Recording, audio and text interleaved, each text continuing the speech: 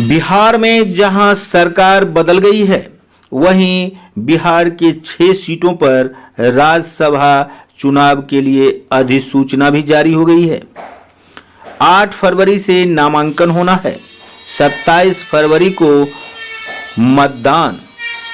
राज्यसभा के बिहार से 6 सीटों पर चुनाव होने हैं। इसमें भाजपा के सुशील कुमार मोदी, जदयू के अनिल प्रसाद हेगड़े एवं वशिष्ठ नारायण सिंह, राजद के मनोज झा एवं करीम साहेब, कांग्रेस के अखिलेश प्रसाद सिंह का कार्यकाल 2 अप्रैल 2024 को समाप्त हो रहा है। बिहार में बदले समीकरण के हिसाब से जहां सभी समीकरण बदलते हुए दिख रहे हैं, वहीं 243 विधानसभा क्षेत्र वाले इस बिहार में एक राज्यसभा सांसद को चुनने के लिए 40 विधायकों का सपोर्ट चाहिए होता है।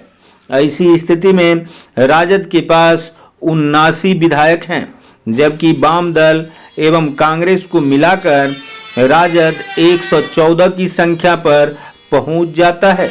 ऐसी स्थिति में 40 के हिसाब से राजद के जिम्मे 2 सीटें एक बार फिर से आनी तय है, जबकि कांग्रेस वाम दल के सहयोग से 1 सीट अवश्य हासिल करने में सफल होगी। इस प्रकार से जस का तस अर्थात राजद के 2 राज्यसभा सांसद का कार्यकाल पूरा हो रहा है, जबकि कांग्रेस का 1, और संख्या बल के हिसाब से ये तीनों सीटों पर राजद और कांग्रेस के उम्मीदवार ही विजयी होंगे।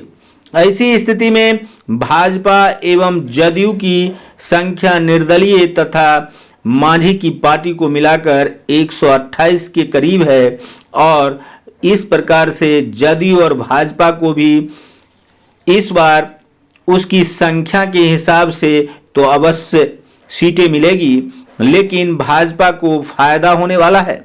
भाजपा को फायदा यह होगा कि जदयू के विधायकों की संख्या जहां 45 है, वहीं भाजपा के विधायकों की संख्या 78। 40 के हिसाब से भाजपा को इस बार राज्यसभा का 1 सीट फायदा होने वाला है।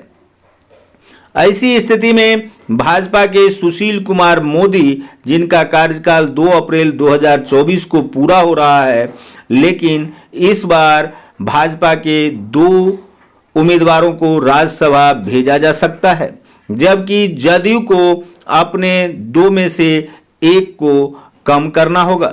ऐसी स्थिति में समीकरण तो सीधे हैं, लेकिन जदयू को इसका नुकसान उठाना पड़ रहा है और भाजपा को इसका फायदा हो रहा है। जहां एक और महागठबंधन की सरकार से छिटक चुके नीतीश कुमार अब भाजपा के साथ हैं, वैसी स्थिति में क्या भाजपा के सहयोग से जदयू अपने दोनों राज्यसभा सांसद के सीट को बरकरार रख पाएगी? यह एक सवाल भी है और तुरंत बनी सरकार के लिए परीक्षा की घड़ी भी। देखिए होता क्या है। बिहार में राज्यसभा के 6 सीटों पर चुनाव होने हैं और 6 उम्मीदवार की विजयी भी। ऐसी स्थिति में राजद कांग्रेस वाम दल के गठबंधन को राज्यसभा चुनाव में जहां 3 सीटें मिलेगी और उनकी 3 ही सीटें खाली भी हो रही है। ऐसी स्थिति में जहां जदयू और भाजपा को भी 3 सीटें मिलेगी, लेकिन इसमें से जदयू की 2 सीटें खाली हो रही है, जबकि भाजपा की 1।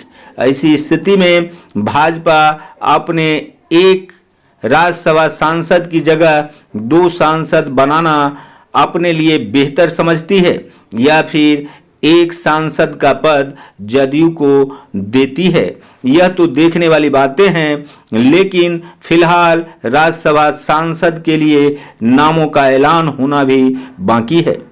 कुछ लोगों का मानना है कि इस बार जिनका कार्यकाल समाप्त हो रहा है, उनमें से कई नामों पर विचार चल रहा है, अर्थात इन उम्मीदवारों के नाम बदल भी सकते हैं।